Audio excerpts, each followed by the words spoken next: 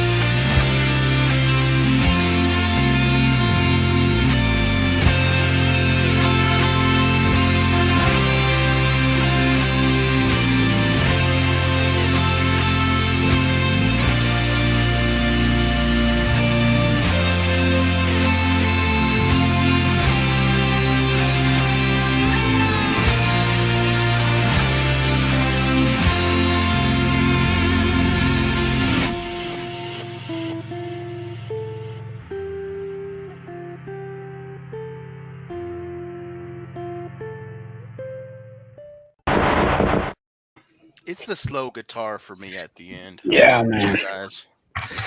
When we change the music up, that interest looks a little different, a little creepy. Yeah, it gets real sketchy looking. I feel like somebody should be breaking through the door with an axe or something. Here's Johnny. Gentlemen, how are we on this eve of New Year's Eve? What's going on, fellas? How's everybody's Christmas? Oh, it's nice, man. It was a good Christmas. It was a good Christmas, man. I got a lot of stuff. Yeah? Got some alcohol, poncho. You still drinking those little kitty bottles? Is that what you're doing? Oh man, that's a shot of Fireball. I can't do more than a shot of Fireball because it brings back bad memories, and I don't know if it's the smell or the taste or the memories that make me throw up when I drink. Dude, I kind of feel like my old lady outdrink you. Hey. Oh no! You know what? Oh, hey, no, Sean. You, trust me. Hey, Sean. Knowing your wife, you totally would outdrink Jovan. Oh, totally it is on, Gabby. I'm fine. Chicago. Jovan, yeah. You ever take a Fireball, mix it with like apple cider? I don't drink Fireball on the regular anymore. I'm not 20. Fucking teenagers, man. Is that what we're doing? I feel like that's where it's going. Gotta drink something that puts some hair on your peaches, DDJ. Get you some vodka and lemonade. Oh man, I could definitely go for one of those. What are you drinking down there, Silver Wolf? Kickstart. There you go. That's it, man. Sponsored by Mountain Dew. No, I'm just kidding. We're not sponsored. No, I think the only thing we've actually gotten close to getting sponsored by is the Blue Chew Wrestling Junkies. Oh, you had to bring them up. Small slide in for the end of the year show. What do you? I feel like if we ever hit it big, like the ideal like sponsorship would be like Colt Cabana because DDJ is a big mark. Some Joey K getting sponsored by some vape company. You know what I mean? Joey K is sponsored. Elf Bar, hook a brother up. What's up? Look, Dennis walking around with a pro wrestling tees tattoo across his chest. Joey K gets sponsored by the sleeveless on his forehead, like fucking bum fights used to be back in the day. Oh, Yeah, Joey K gets sponsored by sleeveless hooded sweatshirts. You're right. Yo, it's just too cold right now, but Too cold, man. What's the weather like up there? I don't know. It's just cold. Yeah, he's got to go out. We had the 50s Dude, today. He's got to go outside to know what the weather's like, and he ain't gone outside. Look at him. It's been a minute. He's looking at the inside of his eyes right now. He don't know what's going on. You could tell Joey K has not seen the sun in like 4 days. No, I was Three there damn today. days. I was out there today.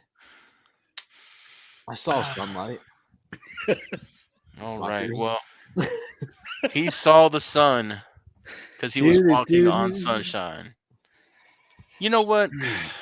Let's get this started. It's this year in Fucking recap. thing going already. You know what I want to talk about, man? Let's start it off with our rookies of the year. This one brought up a lot of debate in our private chat, man, our offline chat. What do you consider a rookie? Are there any rookies in the main shows nowadays? Is there any rookies that we might forget? If you're listening or watching, what are your rookies of the years? But guys, let's start off. Who wants to give the rookie?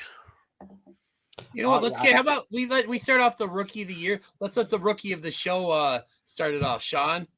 Oh well, I was going to nominate myself for breakout performer of the year, but all right, you like this one? Oh, look at that! Thanks, big dog. Coming from you, that's a big compliment. It's the humbleness for me. There you go. He looked at Mike. I actually was going to go with Hook. AEW's Hook. I know his first legitimate match was December 8th, 2021. So this would technically be his breakout year or his first year. But then I changed my mind because I don't really consider, he had a belt given to him. He's wrestled maybe 7 times. That doesn't really fall under my criteria. And then I was going to go with Braun Breaker. And then I thought, no, because everybody else is going to jump on that because it's the easy choice. So my rookie of the year is actually Roxanne Perez. I'm going with Roxanne Perez. I think she had a couple great stories this year. I mean, I'm still not convinced that she should be in the position that she's in right now. I think a lot of the reason why she has that belt is because she's young and cute and, innocent compared to Mandy the lady Rose's that, fan time account. Yeah, and because What do you got against the young and cute ladies there, man? No, I don't have nothing against it, man. I just think that that's part of the reason why that belt was put on her. Is all. But is she a legitimate worker? Yeah, has she had a really good year? Yes. I mean, she's headlined a couple of big shows for NXT. She's obviously putting the work in. Studied under Booker T, so I know that she can go. That's who I am. And she's got a pretty good promo for a kid that's barely had a mic in her hand. Because we all know that a lot of those indie shows, when they work indies, man, they don't get a lot of mic time. So by the time they get to television, they're really crashing, going quick to pick it up and get it going, which is why I didn't choose Hook, because we haven't heard him say anything but yup the entire time, which makes me think Hook doesn't have a promo yet, so they're not letting him speak. So I'm going to go with Roxanne Perez, man. That's my rookie of the year. Not a bad choice. I know Jovan likes that one because Jovan's a real big fan of Roxanne Perez. Roxy ended last year the Woman of Honor champion. She's ending this season as the NXT Women's Champion. It's a good pick. Hell of a wrestler, hell of a worker. Yeah. Well, I mean, it's a gray area, man, because obviously she was in Ring of Honor for a while. So, I mean, technically this isn't her rookie year, but by PWI standards. Per WWE Universe, who, you don't become anything unless you did it there. Right. So, per their standards, she's a rookie. So, I'm going to go with, that's my pick. That's who I'm going with. All right. I'll go next. So, if it wasn't for the guy that I'm going to pick, I honestly probably would have went with the Creed brothers, because I think those guys are just they are so good, and they are getting better and better. I mean, both as individual talents and as a tag team, and as part of the Diamond Mine. Speaking of which, has anyone seen Roderick Strong? I thought I saw his face on a milk carton recently. Yeah, he's on his way to AEW. Well, he ain't gonna really. I don't know what he's gonna do there because all his other guys are gone. Yeah. And stuff. So, but you know what? I think Jovan was the one, or Sean.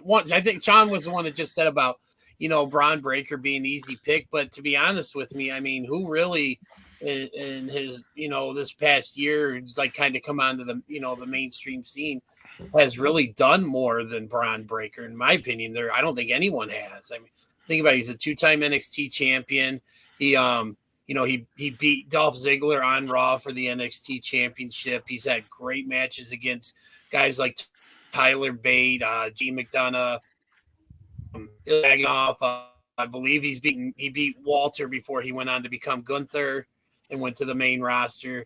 I mean, he had the really good angle with Joe Gacy. I mean, he's really gone through everyone. And, he had a really good match with Apollo Crews recently at Deadline. And just, to me, I just, there's no one, in my opinion, is more suited to be Rookie of the Year than Braun Breaker.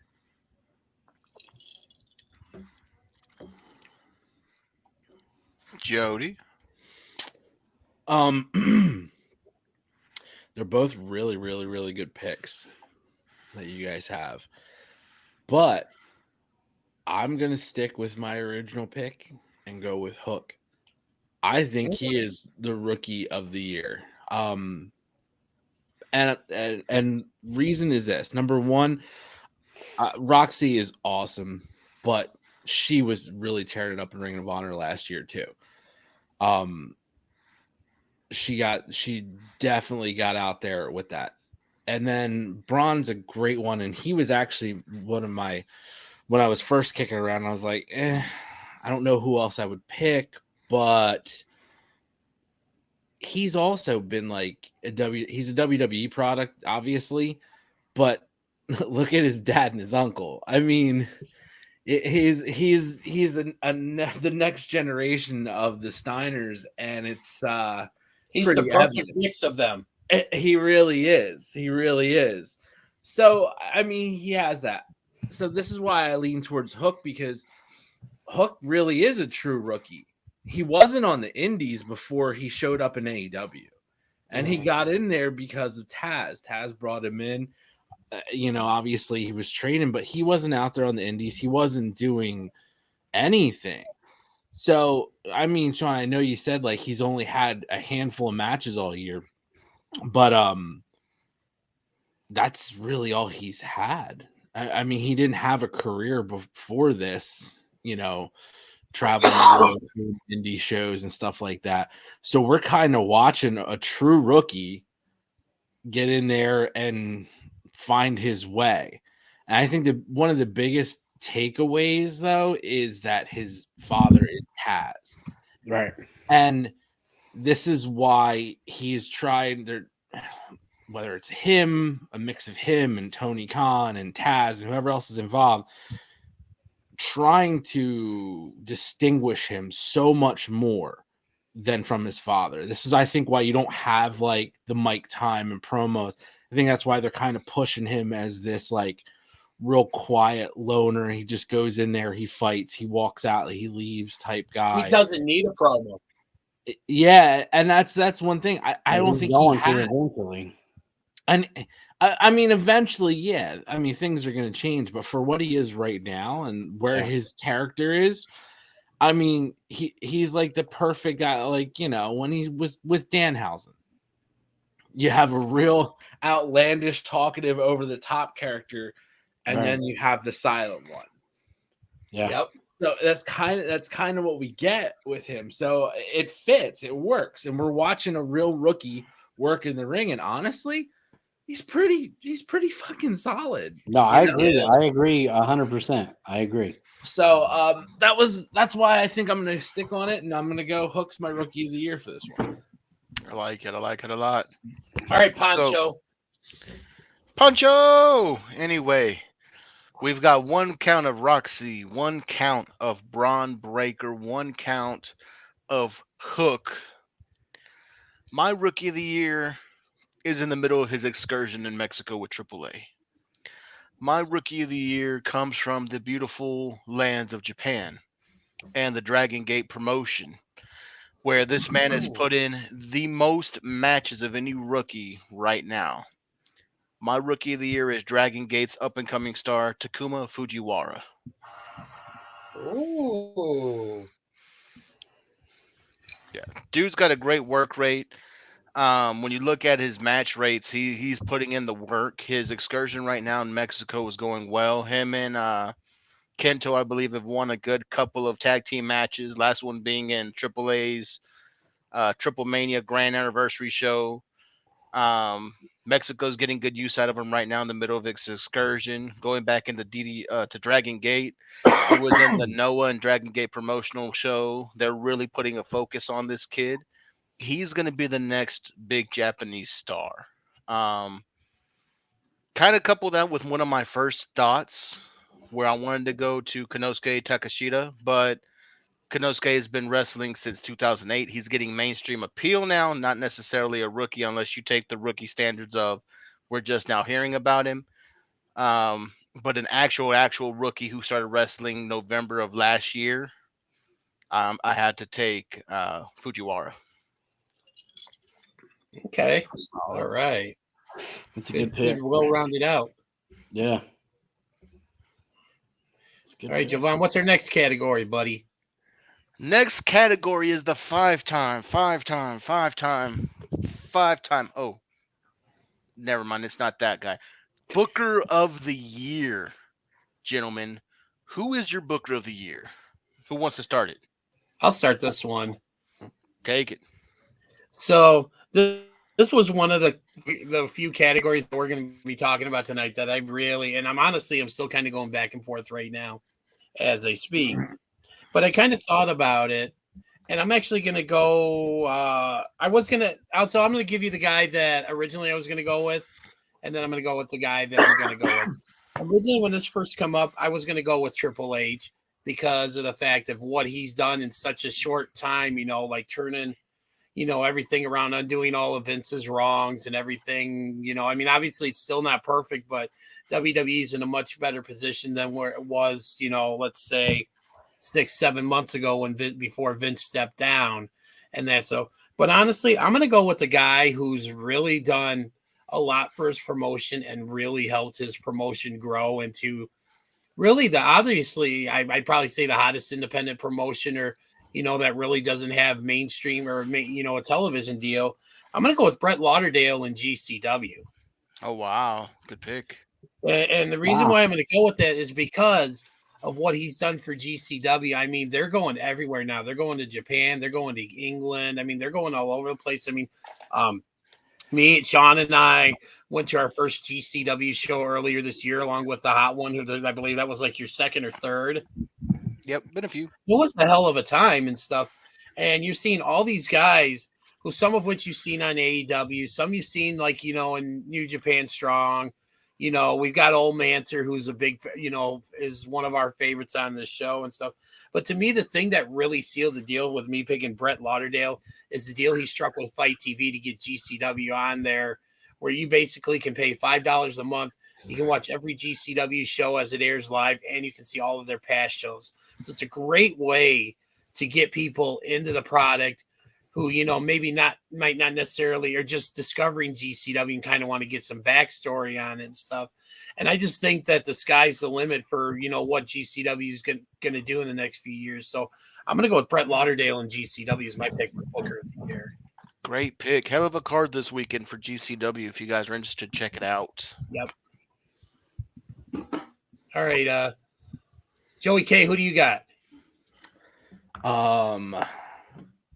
I am going to go overseas. Ooh. Wow. Okay.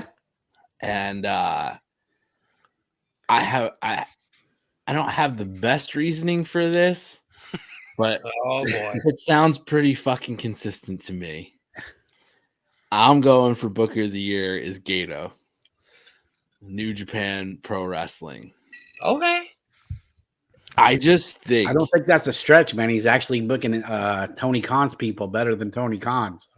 That's one of my points. It's like, wait a second. Jovan pointed that out a couple of weeks ago. That was a hot take by Jovan. So yeah, go, man. I'm sorry.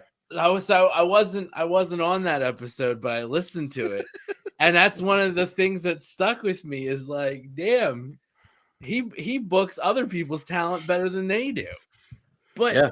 I look at it like it's a consistent year. It's a consistent year. Yeah. Like, who's the champ right now? Jay White. White. Okay. They got Kenny coming back. We get Osprey, who's made because let's be real, Mox carried around the U.S. title for a couple years, did nothing for it. But Osprey being the U.S. champ, that changes everything. All right. You still have the IWGP tag team champs who are obviously going to have some type of match of the year contender in a couple of days. So there's a lot going on. I just think they're booking all year is consistent. Nobody does a better tournament than New Japan. From fucking King of Pro Wrestling to the G1 Best of the Super Juniors, the best of the Super. Yeah, like you have your year filled out with tournaments, and it's not even. And that's another thing in itself too. Booking storylines on television shows is one thing. Booking out a whole tournament where you build guys who are probably going to drop out early in that tournament, but still making them credible come Wrestle Kingdom, that's some fucking talent when you book that way. So the Bullet Club is still relevant. Almost a decade late. A decade later. Yeah, it'll be 10 years next year. Yeah, and you're still a hot selling shirt. You're still fucking a brand that's out there, like a name that's consistent. Like, come on, that's just some good booking. So Gato is my booker of the year. I like it. Good choice. I like it a lot. Oh, put me on the seat. We're gonna rotate. Booker of the year. This one is close to my heart, man. I don't think I've been on a soapbox for this company more than anybody else I've known recently, at least. My Booker of the year goes to Scott D'Amore. The show week in and week out that Impact Wrestling is putting on, not just with the workers they have, but everything included. Scott D'Amore is putting on great stories. They're being hampered by the lack of a good TV deal, but they really are the show that no one's watching, but it may be one of the best shows in town. So Scott D'Amore gets my pick, Booker of the year. Oddly enough, Scott D'Amore gets my pick for Booker of the year. I think Impact has been consistently the best fucking show that nobody's watching on TV. They have consistently ran pay-per-views that first match to last, everybody's involved. And I think the problem I have, and this is what scares me, is I believe with the success that they are currently having and their almost cult following that they have, and as we all know, when things get bigger and more money starts coming in, you lose something. That small, intimate crowd, that small, intimate feel when you go to an Impact show is really, in my mind, why it's so special. The storytelling is phenomenal. From the first storyline to the most important storyline on the show. The women's division, hands down, is the best women's division in professional wrestling, bar none. I don't care what continent you're on. It is the best. And the work that he is doing, he is not getting enough credit for at all. He is surrounded by Mickey James, Bubba Ray or Bully Ray, Tommy Dreamer, and he's the kind of booker that listens to the people around him. He is the only guy in pro wrestling right now isn't booking from what he wants to see on TV. I pray to God that they get a better deal, but I also pray to God that they don't change the ingredients to what makes them great. because I could see that show very easily being ruined. You know, we've seen what happened when money comes in. When Bischoff came in, it went downhill. When Dixie Carter took over, it went downhill. And they are just now getting back to the point where we are seeing just not just great storylines, but man, we're seeing some great fucking matches. Don't get that one we just saw with Josh Alexander and Speedball Mike Bailey a couple weeks ago. These guys are just, yeah, Scott D'Amore. Yeah, I got 100% agree with you. 100%. Good, great. Well done. Nice. See, that's a good moment there for Impact Wrestling. We got the Booker of the Year out of the way. And here's one that also kind of got us talking in the back room chat a little bit before the show as well. Guys, what was the one thing that surprised you the most this year? What was your most surprising moment? Joey K, lead us off. All right. So, and I think this is where I finally get to give Sean my explanation between this category and one coming up.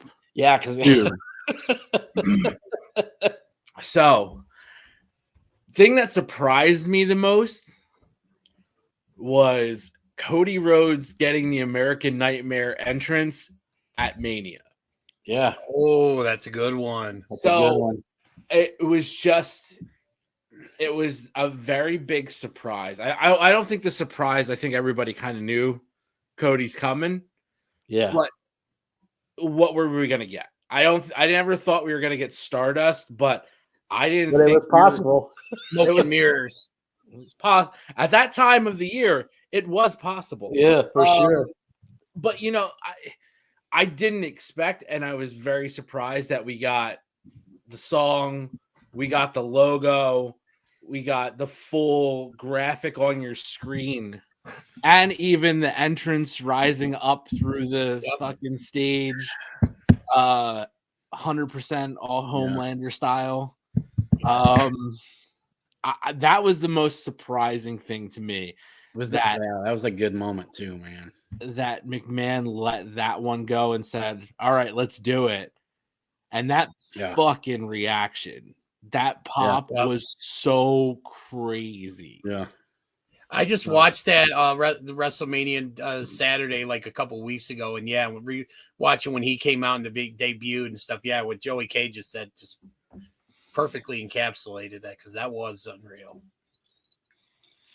Jovan, what do you got?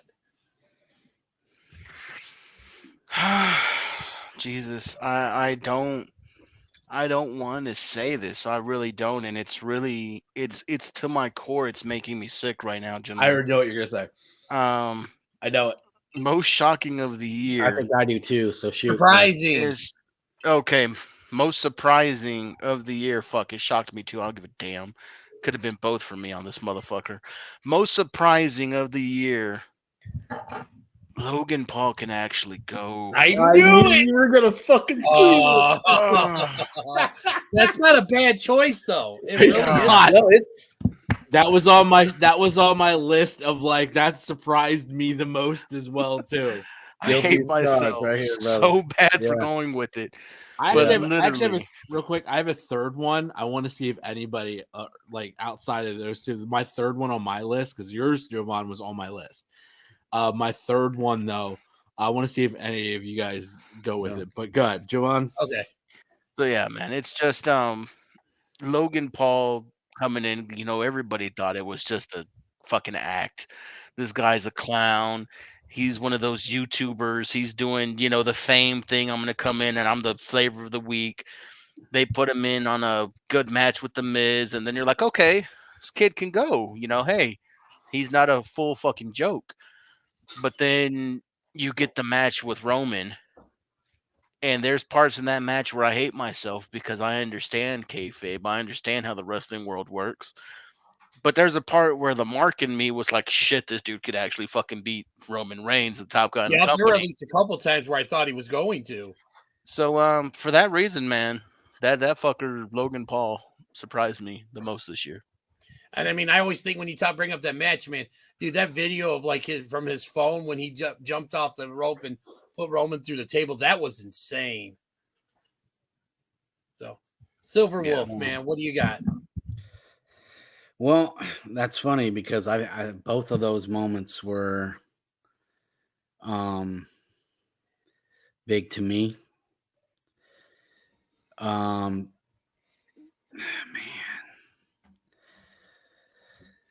I'm gonna say this most surprising because this could go either or. So that's why I was asking for what I needed a definitive explanation. The most surprising though for me this year was Vince McMahon stepping down from WWE. Okay. I never in a million years thought that he would. I mean, I assumed when he was done, it was because they were announcing that he had passed. I think all of us thought that. For him, That's been the wish for years. That was the big surprise for me because even when that stuff came out, and everybody was saying that he was going to step down or whatever, I really didn't. It wasn't shocking to me because he's Vince McMahon. Of course, he's been tapping ass on the side. That's not a big surprise to me. He's rich, he's white, and that's what old rich white guys do. So duh, no shit. He's hitting ass. And he's paying to cover it up. Duh, nobody, that's not surprising. But the fact that he actually allowed that to, for him to step down, to me, that was a big surprising. But also the other surprise was how much it immediately changed the product when he did step down, because as Triple H stepped in and him and Stephanie took hold of the reins, things started changing immediately. In the quality of matches, the quality of storyline, the quality of pay-per-views, and the quality of the talent that they were actually putting on TV. So that was my biggest surprise this year was, Vince getting caught with his pants down and not going, it's fake news, I'm going to stick around. He tried for like the first 2 weeks. Yeah, he did. Well, like you said, dude, I mean, he's a billionaire white guy who's almost 80. Of course he's tapping ass. No. So for me, I always think of with things that surprise me the most, it's like something I wasn't going to expect, And it's usually like, okay, I go to see a movie, I didn't think I was going to like, but I really ended up, enjoying it, or going to, having high hopes for something, then being let down. For this, my thing that surprised me the most, it was a match that when I heard, I'm thinking, oh God, I don't know how this is going to go. I don't think I'm going to like this. But then after watching, I'm like, holy shit, this was actually a lot of fun. And I'm going to go with that. For me, the thing that surprised me the most was Sami Zayn versus Johnny Knoxville at WrestleMania. That was one of the most fun matches I have ever seen. It wasn't Flair versus Steamboat. It wasn't, Cena versus Daniel Bryan. But god damn, was that a fun match or what? I mean, it literally had everything. It had, Wee Man body slamming Sami Zayn. You had, the mousetrap board, and you had the giant mousetrap and the bowling ball. But Pontius. What? And Party Boy and stuff. And that, but I mean, and by the way, Jackass, the fourth Jackass movie is freaking awesome. If you haven't seen it, did not like the way it started. You always got to throw a movie review in. Every episode you throw in a movie review. That's because that's my other passion in life is movies. So yeah. Police Academy all the way. Oh my God. Jesus. But no, okay, what's your third, Austin? Austin was in the discussion as well too. That was my third. That was your third? That Austin had one more match in him, and it surprisingly was a really good fucking Yes, match. it was. If you put it against all the old guys that have came back and had to go, it was the most entertaining. I beg to differ, sir. It was the most entertaining. There was one old timer match this year where we legitimately saw someone die in the ring and come back to life. That shit was entertaining. That was depressing, is what that was. When he looked up and honestly didn't know he had blacked out, I was like, "Oh fuck, Flair's dying." I know, dude. I just read a story 2 days ago. Did you guys see the story about the reason why Steamboat backed out of that match? Yes. You know why? Yeah. Ric Flair has a pacemaker. Has anybody told him that? Ric Flair has a pacemaker, and he went and he wrestled that match, and he has a pacemaker, bro. What the Uh, fuck? Okay, so speaking of real quick sidebar here before we move on, did you guys any? I think Sean saw it because I know I did. You guys see that Ric Flair documentary? Yeah. I watched it twice, actually. It's really was good. It was very good. It was really, really good because they didn't fucking pull punches on it. No. But man, they really could have added a fucking ending of Ric Flair's last match instead of just. Yeah, you notice they left that out of there. Yeah, All they did was They mentioned it. They met. It was like the And then it's like 8 days later, he was in Puerto Rico. yeah. Well, I mean, dude, I said this when shout out to Brody Lee. His passing anniversary was this week, right? This last week. A couple days ago, yeah. I remember, and I think Dennis will remember this, and I'm in the group that I run on Facebook. I posted a really long post about the passing of Brody Lee and how that I felt bad that 10, 15 years down the road, the people who were closest to him are going to remember him and hold him dear. But eventually people are going to forget, like he's going to be a footnote. Here's a husband, a father, a good husband, a good father, a family man, a man who helped everybody around him. And when the day Ric Flair takes his last breath, we're all going to weep for Rick. And we will. I love Rick. I mean, he was a huge part of the reason why I love pro wrestling and, Rick, his character and who he is and all that. But I mean, between the four of us, and I think anybody out there in the world that watches this or anybody in the IWC can, nobody's going to argue the fact that he's just not a very good man.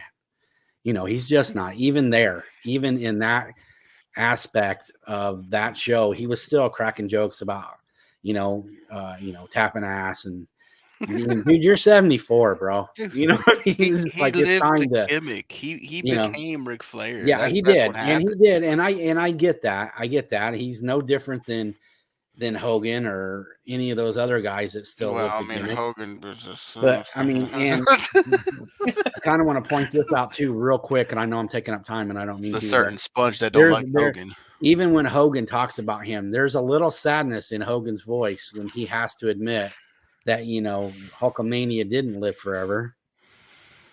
But here's Ric Flair at 74 years old, still working every weekend, still being a part of the wrestling world and all that. And we ain't heard shit from Hogan in it forever. Well, I mean, they're both, well, dude, I know that, but they're both guilty of a lot of things. Just Rick.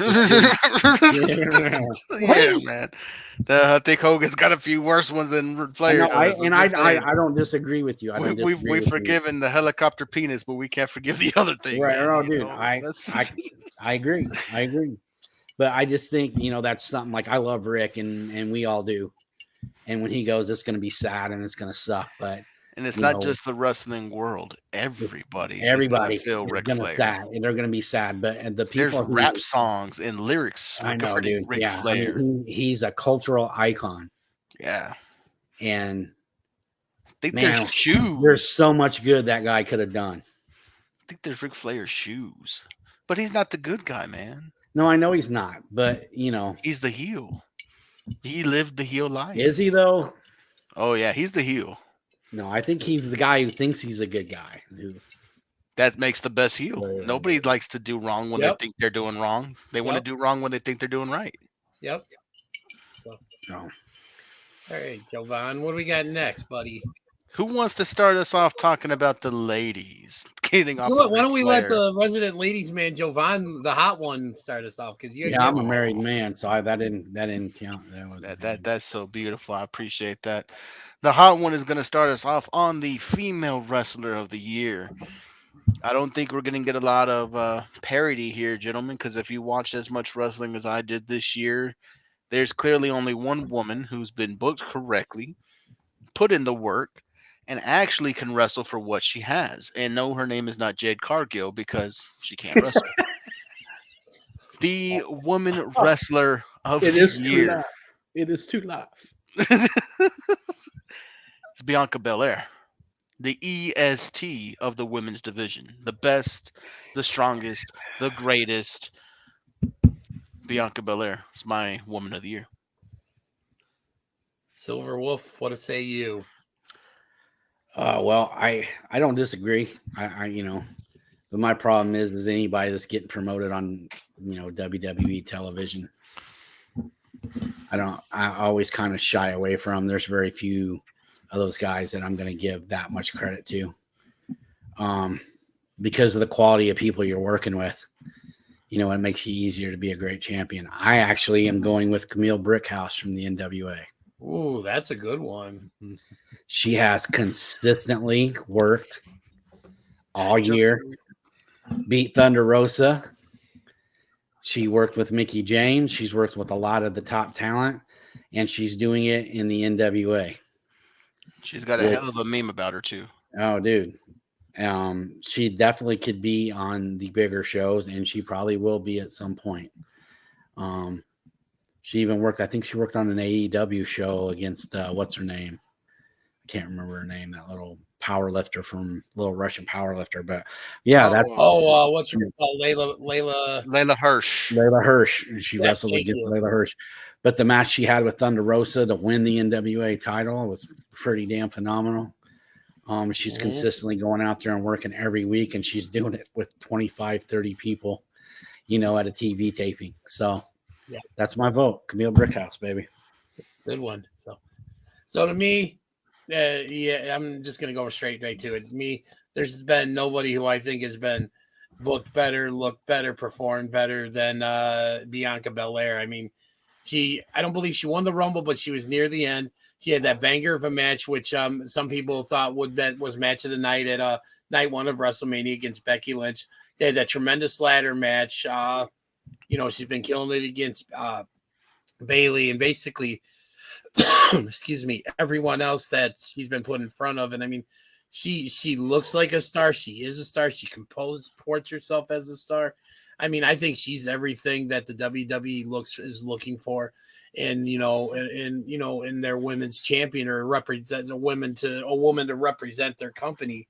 And I mean, to me, this was one of the easiest categories to figure out. So my pick's Bianca Belair.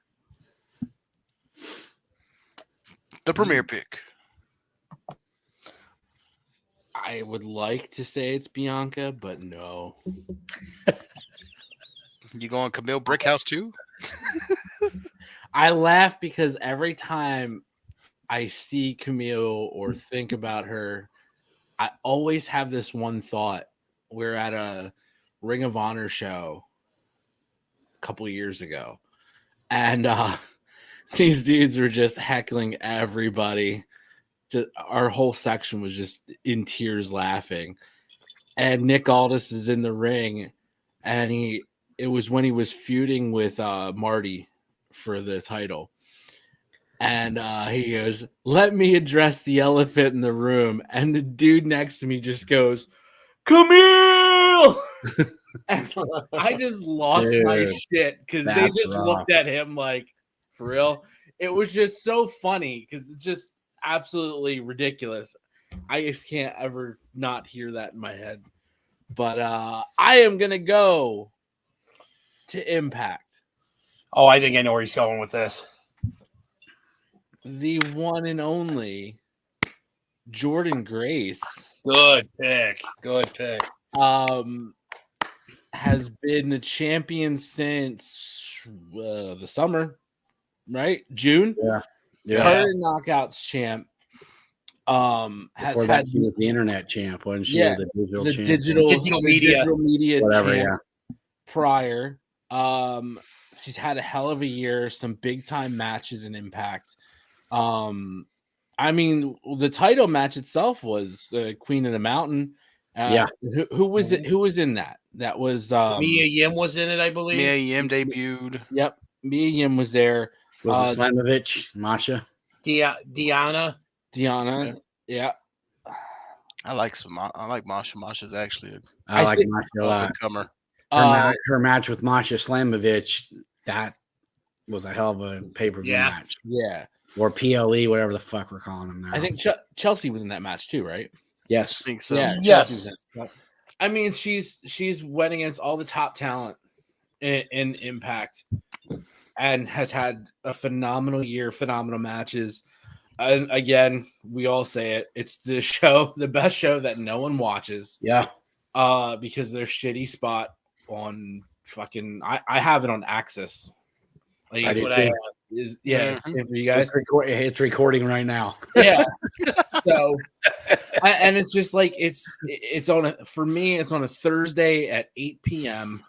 Yeah. out here on the East Coast. It's the shits, but it's a fucking great show, and their women's division is phenomenal.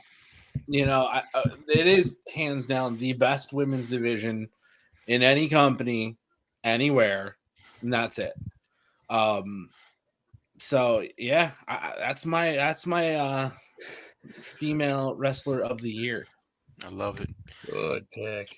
Joey K, if you would for us, give us the explanation again of what makes the most shocking moment of the year. Shocking to me, and I use my example of that surprised me the most. Yes, I was very surprised by the entrance of Cody Rhodes.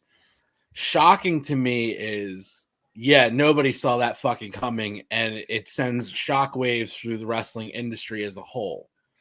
So I had two, my 1A and 1B. My 1B is what Sean used for his most surprising. I think it was more shocking to me that Vince McMahon stepped down. And I think it's most shocking to the entire world because, I think we all assumed he would be retiring when they were wheeling his body out of the fucking arena. So I can't go that direction, though. I have to say the most shocking thing, especially with how the year trajectory was going for AEW, has to be Brawl Out. Brawl Out was the most shocking event of the year based on it. It's so fucking ridiculous. Thank you. That the top names that aren't in fucking WWE are fighting like fucking children. Yeah. That's shocking to me. Yeah. That we have a fucking multi-million-dollar company like AEW and their fucking executives are fist fighting other talent. It's shocking to me that Larry survived. It's shocking to me. It's shocking to me. Actually, the least shocking part is that fucking Ace bit somebody, but that's actually, I don't know. I don't feel like that part is shocking. It's shocking to me that said executives are welcomed back with open arms and big entrance music, or big new entrance music.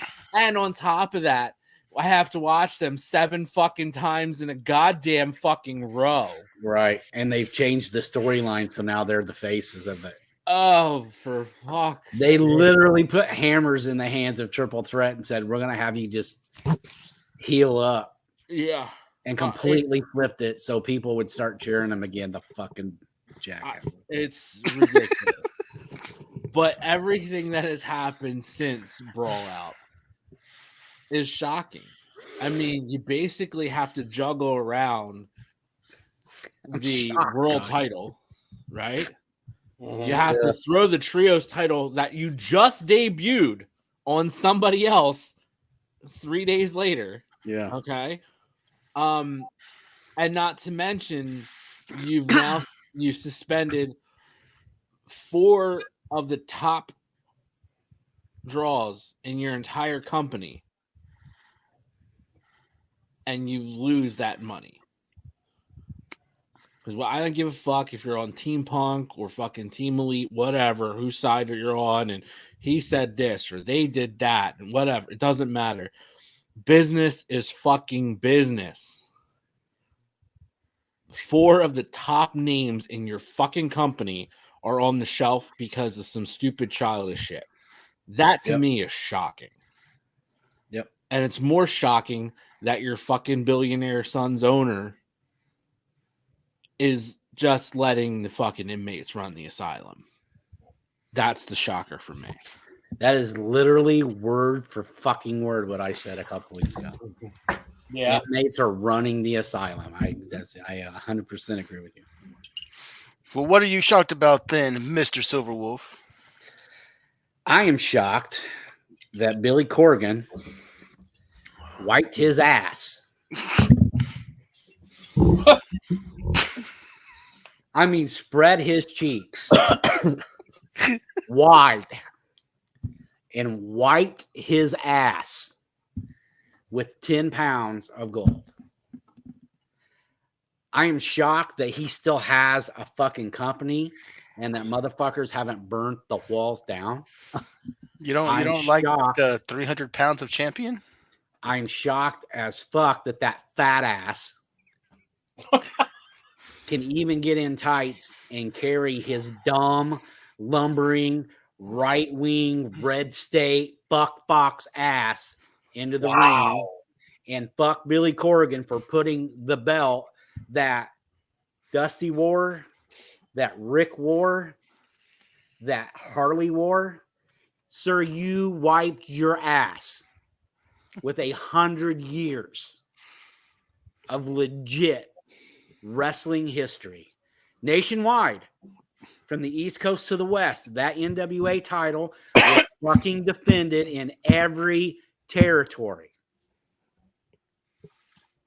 And you, sir, wiped your ass with it because you have a fat fuck non-wrestling motherfucker who can't get work any other place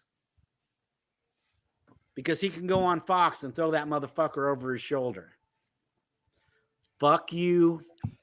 Fuck what you did to the belt. Fuck that fat fuck that is carrying it. Fuck the booker or whoever it is that told you that was a good idea. Every bit of progress that you made and that you were building up to this point is now gone. Any credibility that you had as a promoter or a booker is done. It's done. Somebody call the Silver Wolves. You might as well brought in fucking Rush Limbaugh in a wheelchair and put that belt on him. You ignorant piece of shit. Dusty is rolling over in his fucking grave right now. Harley Race is rolling over in his fucking grave right now. I mean, every bit of it, every bit of heritage and every bit of history that is wrapped up in that belt. I don't want to piss on your picnic, but you do know Rush Limbaugh's dead, right? Yeah, I don't give a fuck. My point was he could have done it a year ago when the fat fuck was still alive. It's not a wrestling move, man. He didn't do it. He didn't do it because it's that how are we gonna follow that up? I can't for the life of me. Before we go any further, hot take. Worst decision to put a fucking world championship on somebody.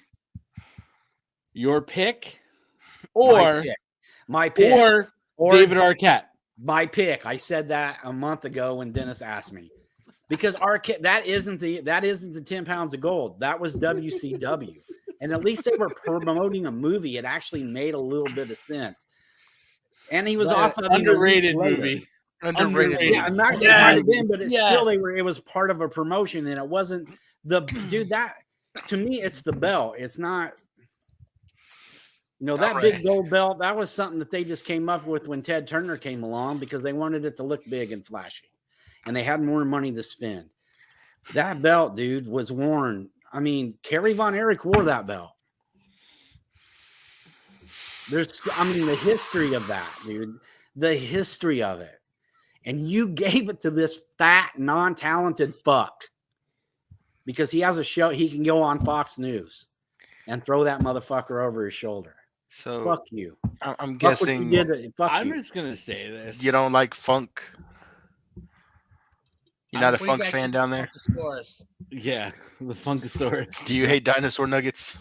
I don't get that. I fucking everything about that just makes my fucking stomach turn. Well, It does. I want you. Hope you give this will give you a little bit of It won't peace to 'cause you're sleep being a- tonight. Yes, I Because know. if we know anything of how much jizz was spilled on the NXT title, Oh. and you know, guys like the Nature Boy had that title everywhere. Can you only imagine that Fox News is airing a title that has massive amounts of splooge Oh, dude, just and it's ingrained in the leather? It's probably his. He's probably setting it in front of the mirror and stroking himself, going, "I'm a big star. I'm a big fat star." Fuck him. All right, Javon, how are we gonna follow this up, man? We haven't even had a chance to go with this, but I don't know, man. I'm sure we're gonna get calls from this. If I get censored too, I don't give a fuck. yeah, we might. Hey, Javon, it might just be me and you next week. Who knows? Shit. Joey K, I'm sure you could share your legal with Silver Wolf. Yeah. I'll meet you at the Four Seasons, buddy. All right. So Save me a seat at the Four Seasons in Philly. okay, so for mine, again, it's shocking to me is something that I see that I thought I'd never see. And my 1B was the announcement for a Forbidden Door. I thought, I don't think any of us ever thought we'd see a cross-branded pay-per-view premium live event, in this day and age. Excuse me. But for me, nothing more shocking than Vince McMahon stepping down because, again, I think we all thought I think Joey K said he was going to retire when they were rolling his body out of the arena and stuff. And I think we all know why he's doing it and stuff, but I just still think the fact that we were all around to see it was shocking. So that's for me is Vince stepping down. Jovan, what do you got? Most shocking for me, man, and it happened fairly recently. When there's internal memos where you're asking your wrestlers to be like a certain wrestler, and then you fire said wrestler for being exactly what you wanted, that's fucking shocking to me. And the fact that we watched her final match and we didn't know we were watching her final match, and it came out literally the next day, and it seems like she was a little blindsided by it too. That's fucking shocking to me. Yeah. My most shocking one of the year, Mandy Rose getting fired from the WWE. Also, if you're listening to this before the first, head on over to FanTime/Mandy Sachs. That monthly preview is $15 right now, down from 30. So get in while the getting's good. She's made $500,000 since she was released from WWE. I heard she's already up near $1 million that she's made. Probably that was a week ago. So I'm sure she is. Save yourself some money. It was 30. It's at 15 now for the holidays till the 1st. You're welcome. Give them the code, Jovan, because we know you got it. It's just fantime.com/Mandy Sachs. SACS. That's awesome. All right. We're going from the most shocking, which we've got a real high tensions. We hopefully can I'm get okay into now. I got that out of my system. Let's let Sean have a little bit of a breather I'm here. okay. For a better second. headspace. DDJ, how about you start us off with your match of the year, man?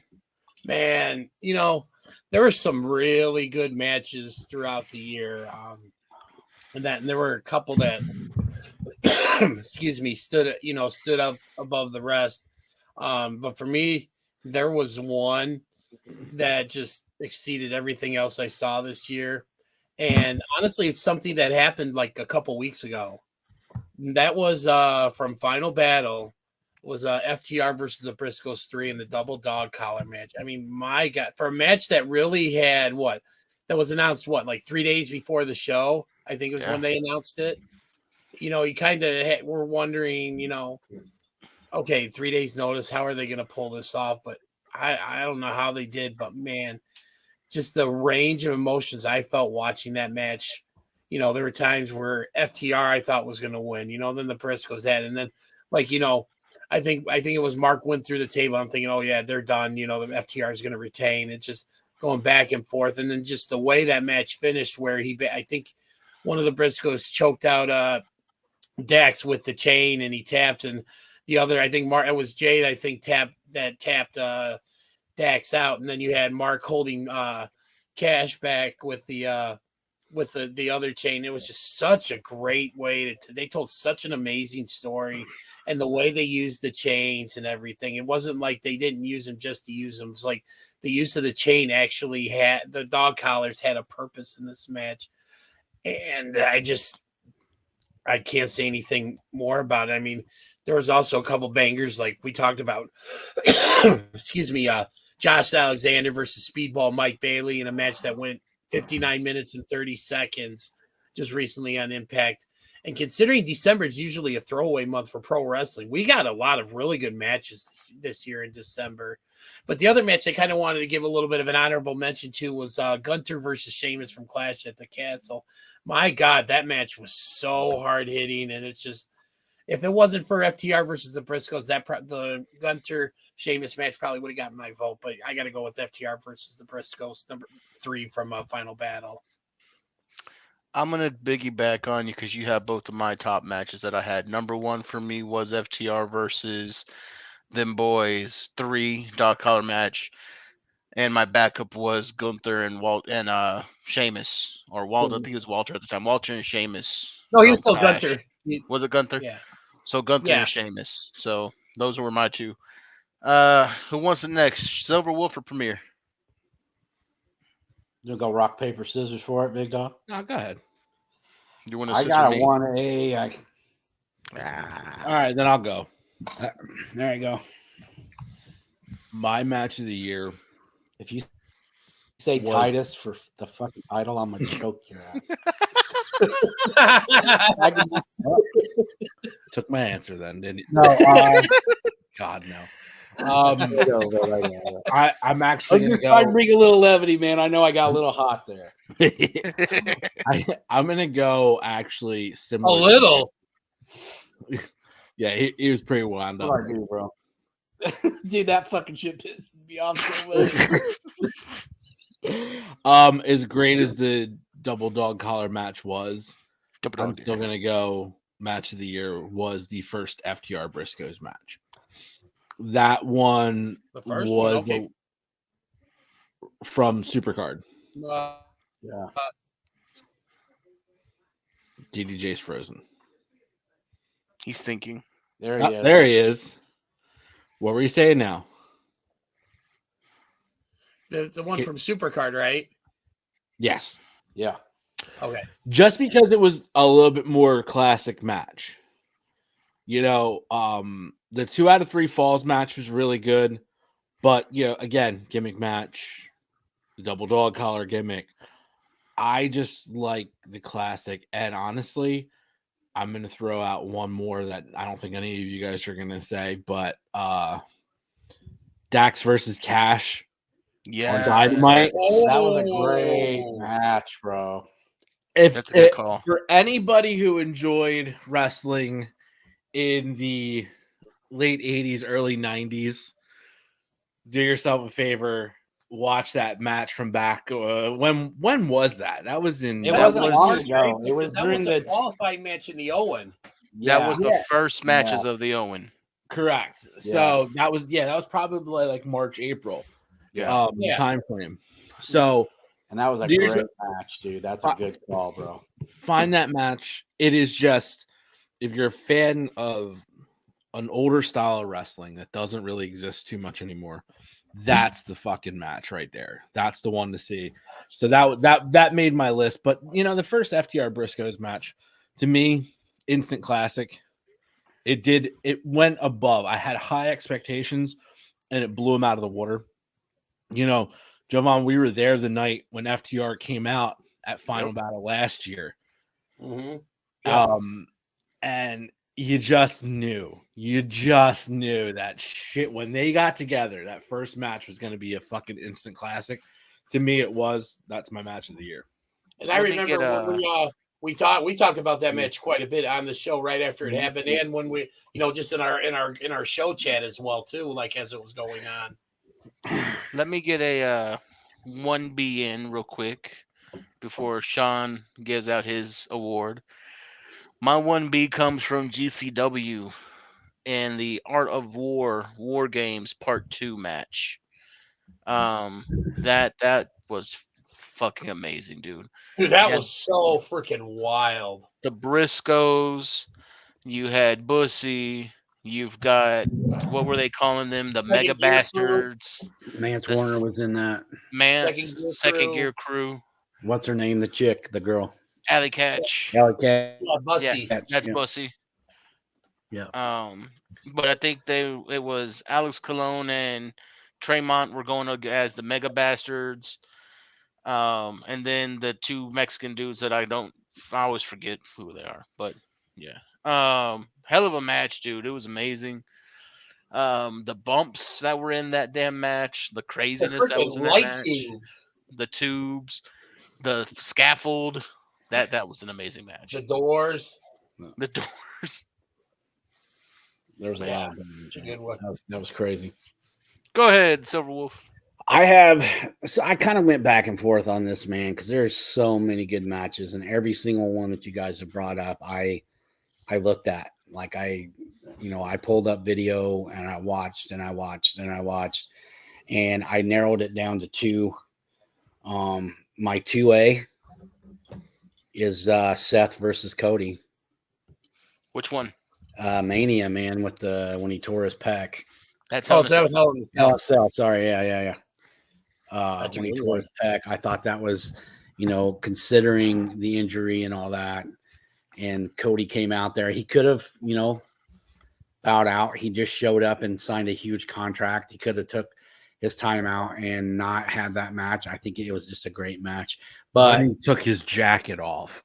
Dude, right. I mean, it's like the whole crowd, the way the crowd reacted.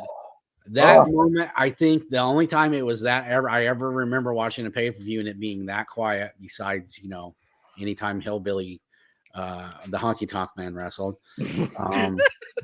was when Undertaker came out at Survivor Series, how quiet it was then. That kind of like the shock and awe of, it wasn't because of bad wrestling. It was because, of the injury. So, like, once again, Honky Tonk Man. Yo, all right, real quick. Shout out fucking Honky Tonk Man. If you ever want to hear the most fucking unhinged on air thing, DDJ, back me up.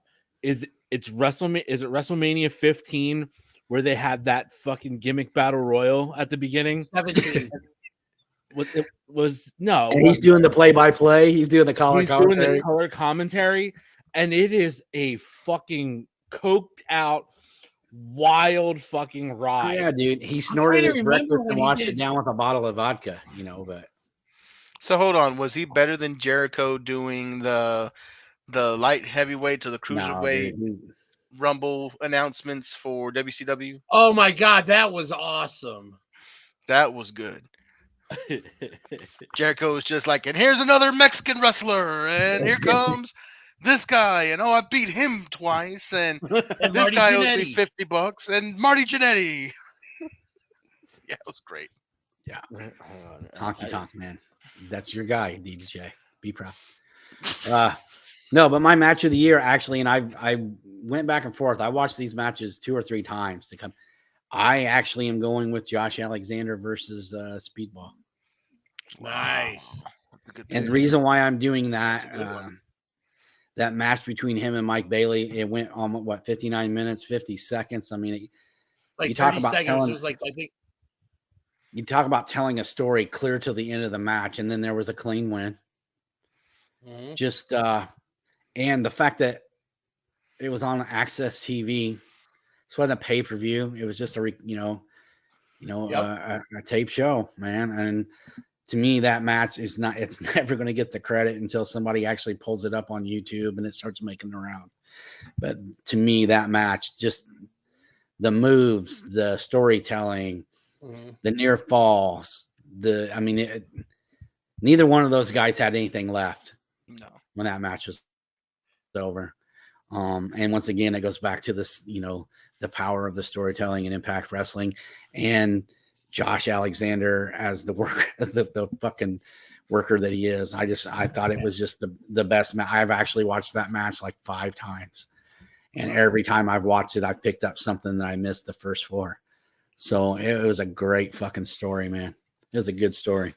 And the one thing I really liked about that match was how it started. Because remember, it was originally Josh Alexander was trying to get Bully Ray to come out. It's like, oh yeah, you can still use your cash in or whatever. Like he wanted Bully Ray, and like how Bully turned it down and what it turned into. Yeah, I was a real huge fan of. Yeah, because you kind of feel like at the beginning of that match too, when Bully didn't come out and Speedball Mike Bailey come out, you could kind of see like everybody just kind of like there was a groan, like, oh, okay, fuck, I guess we'll watch these guys wrestle. But then, then they went out and did what they did. About halfway through it, they were whispering in each other's ears, "Man, we got these motherfuckers. Let's just keep going." Mm-hmm. And they did. Yeah. It might be the best match I've seen in a very long time. Beginning to opening bell to end, it's one of the best matches I've seen. Definitely all year. I would definitely say definitely all this year. Mm-hmm. Good pick. Thanks, bro. Well, guys, this one is going to cause a lot of rumble in the jungle, which I like the conversations. Let's get into it. Your breakout star of 2022. Who wants first dibs? You know what? I'll go. Oh, wait. I thought our breakout star. No, never mind. Go ahead, DJ. I feel like you always want to go because you're afraid we're going to say your pick. Oh, yeah. No, that's how he you does know what? it. You know what? I'm not afraid. If you got one of you guys takes did you go, man? I'm just playing. I don't care. But for me, like kind of when we did this last year, I kind of explained how I interpreted the term breakout star. And to me, it's someone that really like at some point did something or just turned that corner to just make you really open your eyes. Man, this guy's like really good. And this was actually one that I went back and forth on as well too, because of there was like 2 people that I had this narrowed down to. One, I think we kind of already knew who he was, at the beginning of this year, but like I think he's exploded just in popularity. And I'll just come out and say it. My 1B is Sami Zayn, because I really feel like, he's been around and all that, but like, to me, it's just for some reason, this whole thing with the bloodline really just kind of like, I think was his coming out party in the main roster, because he's more over now than he's ever been and stuff. But for me, I go back to the true definition of a breakout star. And that's someone that maybe we really didn't know a lot about or didn't really know all that well, but then just something happened and just everything changed for this person. And I'm going to go with Wheeler Yuta as my breakout star of 2022, because I feel like, he was, when he started the year off, he was with Best Friends and he was doing pretty decent, but then everything changed when he had that match with Jon Moxley that essentially got him into the Blackpool Combat Club. And it's just, now he's a 2-time Ring of Honor pure champion, had some classics with Daniel Garcia over that belt, and had a great match with Jericho shortly after he joined the BCC and stuff. And just to me, I feel like he's the epitome of a breakout star. So Wheeler Yuta is my pick for breakout star of 2022. I believe he was also our mid-year pick, so he carried it throughout the whole year. Yes, he did. That's awesome, man. Who wants next? Jovan, why don't you go next? Fine, I'll go next. I will take it from here. Oh, my make it sound breakout. Like My breakout. Goddamn, shut up. My breakout of the year is quite simple, gentlemen. I'm looking for somebody who was already known on the roster. These are guys that you know who they are. They're not unknown names. They're not rookies of the year. They're breakouts, meaning you've been here, you've been doing it. This year, you just took that next step, and you're doing it at a higher level. That could either be performance-wise, or that could be entertainment-wise. My breakout of the year goes to Acclaimed every Wednesday. Nice. That's a really good one.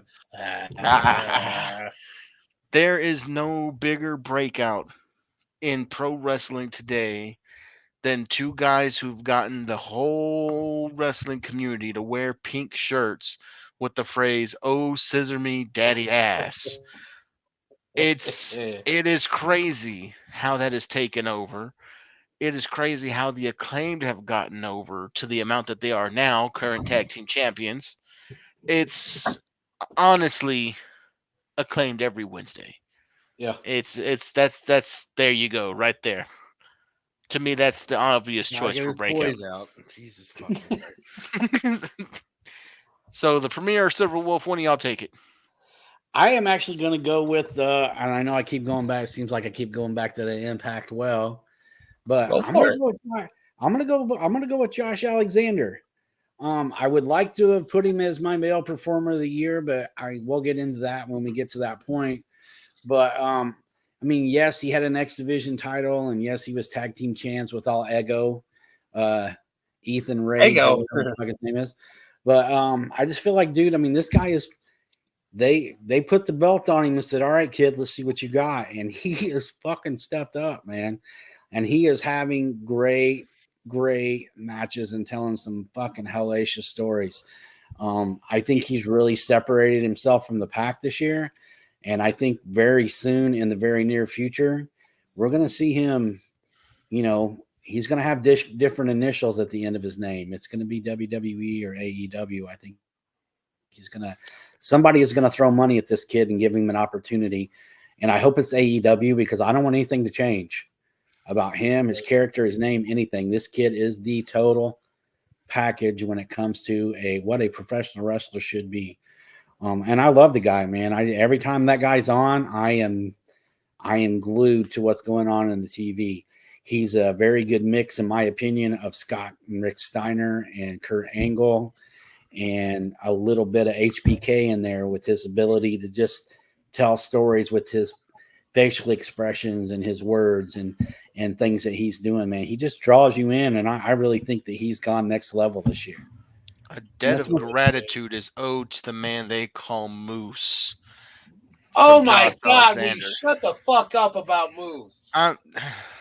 Anyways, Moose's whole program with Josh Alexander made Josh Alexander what It did. he is. Yeah, I don't disagree And with you there. If man. you can't agree with that, DDJ, well, you can just do two I words. agree. Suck it. Don't you ever mute my mic again, you fucker. All right. So all three, when I wrote out my list here, all three of your picks were very much the top of my list. The Acclaimed, I mean, I think I said that it was at the beginning of the year where I said that, man, those guys are so fucking over and they're just going to keep building. I said that earlier this year. Wheeler, I know we talked about him the beginning of this year and the mid-year awards a lot. Josh Alexander was almost my pick just because I don't think anybody's had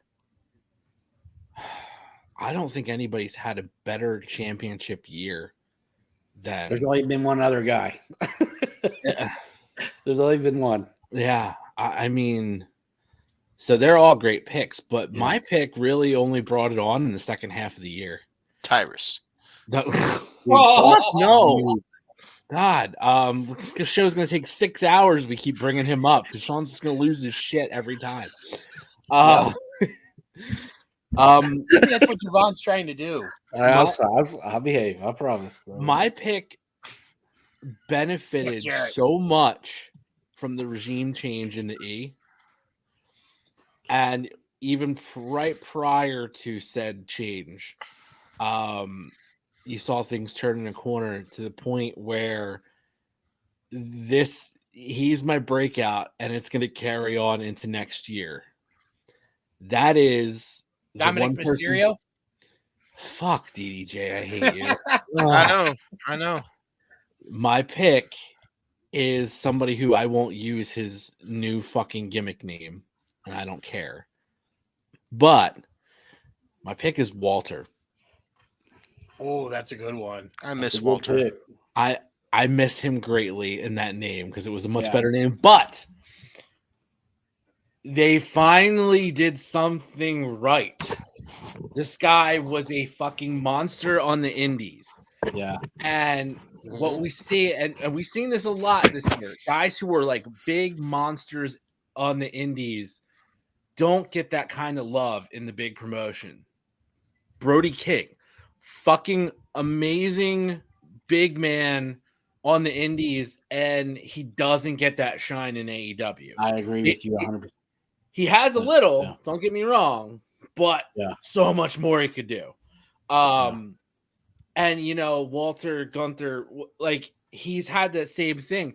They brought him in last year at Survivor Series 2021. Remember? Mm-hmm. And they had him eliminated from the match in like 30 seconds. Yeah. Not the best way to bring him in. Okay. Yeah. But bringing back Imperium, Yes, the Intercontinental title run, and giving him matches that play to his strength. Put him in there with Sheamus, because those two meaty men slapping meat. All right. Yeah. They're going to beat the shit out of each other like they did at fucking Clash. Bitches, yeah. That match at Clash at the Castle sold me on watching fucking WWE events again. I remember talking to you about. We were talking about this in our show chat, and you said you enjoyed the show. And I think both Jovan and I were like really shocked. Yeah. That match was one of the reasons why I enjoyed that fucking show so much. And having him book, you can book him in a match against Ricochet, and it works because Ricochet knows what to do. I got to see them. I got to see them wrestle live just a couple weeks ago at SmackDown, and man, was that a banger! It was a fucking great match, and that's what he's capable of. So to me, yeah, it hasn't been the whole year, but it doesn't matter. He's breaking out right now, currently today, and I think, bold prediction maybe a little bit here. That's I think you want to save that for later. No, because it's not mine. But bold prediction could be that come WrestleMania, he's in one of the top spots for WrestleMania. Well, the rumors going around is that Brock wants to work with him at Mania. And that's exactly why. And, hey, Brock gets what he wants. We all know that. Oh, yeah, he does. But he also, and he never gets enough credit for this, he also puts over dudes that when he wants to work with you, he fucking sells. He puts them over so fucking big. How big did he put over Drew McIntyre at the Rumble that year that he the year that he won? Yeah. Right? Yeah. I mean, Brock sold like a motherfucker for him. Yep. And helped McIntyre look like gold in the Rumble match. He'll work with dudes that he wants to work with. So if he says it, he's got the fucking rub now, man. He can go out there and have a classic fucking match with Lesnar. They can make each other look like $1 million, probably make $1 million, and it's gonna be big shit. So I like. And that. Gunther can be like your next big thing. Yeah. Oh, for fucking sure. Because he's easily a guy you can see getting a push for a title, like a world championship. Yep. All right, and the Shootin Shit breakout star, the Silver Wolf. Who do you have? I already said mine. Yeah, he said Josh Alexander. Josh Alexander, yeah. bro. Oh, shit. What the fuck were you at, bro? Out of order, apparently. You actually gave me a little clap. You were so proud of my pick, dude. I literally went through and said something about all three of your picks. Yeah. This is true. You did. Typical Cowboys fan. All right. No, I just had a small fucking stroke. Who cares? Fuck it. Let's go. YOLO. I care, bro. Appreciate you. This one should be fairly simple. This will be fairly quick. Tag team of the year. If we're not unanimous here, there's only one right answer. There's only one right answer. If you try to argue anything else, we may have to talk about your contracts. Tag team of the year. Who wants to start? I'll go first. All right, go ahead, dude. Go ahead, bro. FTR. Hands down, FTR. Silver Wolf. FTR. DDJ. The Usos. Fuck off. Oh, God. Are you kidding me? Dude, Mark. Okay. They have literally fought the same guys all year long. We're an hour and 23, and I don't even want to. You're right. I just disagree with you. Mark. Yeah.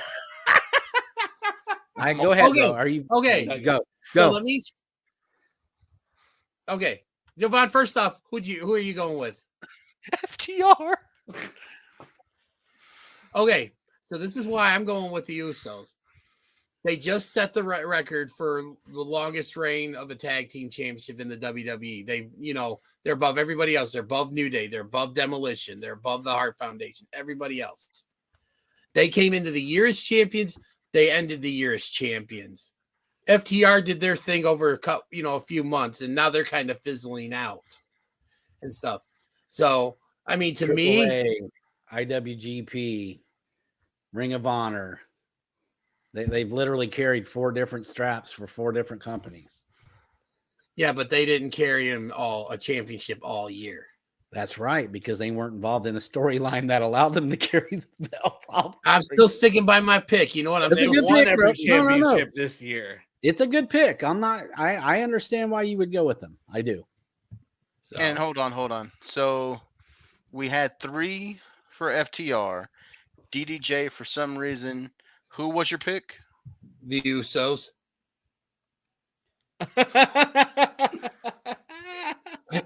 You're a fucking asshole. It's true. I stand by my let's be pick. real though. Let's be real though. For me, the Usos could be number 2 on that list very easily. Yeah. Number 2 definitely. You can't take away with what they've done. They've had some fantastic matches this year. I understand why somebody would say the Usos are their favorite tag team or what they think is the tag team of the year. But, with the stories that the FTR is telling and the different talents that they're working with, you know what I mean? The indies, and they're not being pushed in the bloodline to make Roman look stronger. Yeah. But I mean, they've done their job. We'll say this: FTR was number 2 on my list. Oh fuck! I hope. Yeah, I fucking hope so. All right, that was a little bit less unanimous than what I expected, gentlemen. I don't want to lie to you. How about this? Let's get it back on the rails. Show of the year. Who wants to start? I'll go first on that. Hit it. Sean. My bad. Hold on 1 second. Bound for Glory 2022. Ooh. BFG, I like it. And what was it about that show that made it your choice? The stories that were told. Okay. The quality of the matches that were on the card. Josh Alexander versus Frankie Kazarian. You had the tag team match with the girls. I just thought it was a really solid card from the beginning. And I've been, we were at All Out. We watched Clash at the Castle. All Out is what it was, man. I mean, it is what it was. There was a couple of really great matches there, but there were a couple sleepers too. Yep. I would like to say Clash at the Castle, but there was a problem in the middle of that. There was a Liv Morgan Ronda Rousey match that. Wait, was that Liv? I thought that was Liv and Shayna. I didn't think Ronda. Yeah. Whatever, whoever it was shit. It had a Liv match in it. Yeah, it was a Liv match, and it was shit. I just think that Bound for Glory 2022 was a solid card from beginning to end, man, and it was one of my favorite pay-per-views. Wait a minute. I thought the main event of Bound for Glory was Josh Alexander and Eddie Edwards. No, I'm pretty sure it was Frank Kazarian. Wasn't it Kazarian? That was another show they just had, but I thought it was Josh and Eddie Edwards. Okay, it might have been. Somebody run it. I'm looking at it right now. All right, I'll go next with. So for my pick for show of the year, Clash at the Castle was mentioned, and for the longest time I was actually thinking about going with that because you had the banger with Gunther and Sheamus. Roman versus Drew was really good. Just about excuse me, every match on that card was good. But for me, I'm gonna go with the show that Jovan and I were both at live. I'm gonna go with Forbidden Door because that was just something, again, kind of going back to when we were talking about shocking moments, things we never thought we'd see, that being one of them. But when you have, you had Jon Moxley versus Tanahashi for the interim AEW championship, because this was all right after Punk's injury happened. You had, what was another match that was in consideration for my pick, a match of the year with Orange Cassidy and Will Ospreay. I don't care what anybody else says. That match is fucking awesome. It was a great match. You guys got Thank you. Thank you. It was a great match.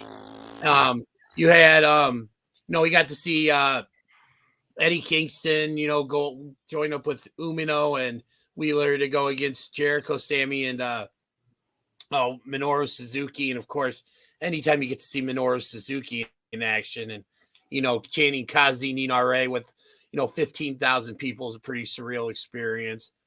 You had the four-way for the IWGP Championship. Unfortunately, Adam Cole suffered the bad concussion and stuff. But then, that was still a great match. Jay White retaining and stuff. And just overall, just seeing guys go up against, that we never thought we'd see. You had the three-way with FTR versus Cobb and Okan versus, Roppongi, Vice. It was just all in all, it's just a great show. The pre-show had a lot of great matches on there. So for me, my pick for show of the year was Forbidden Door.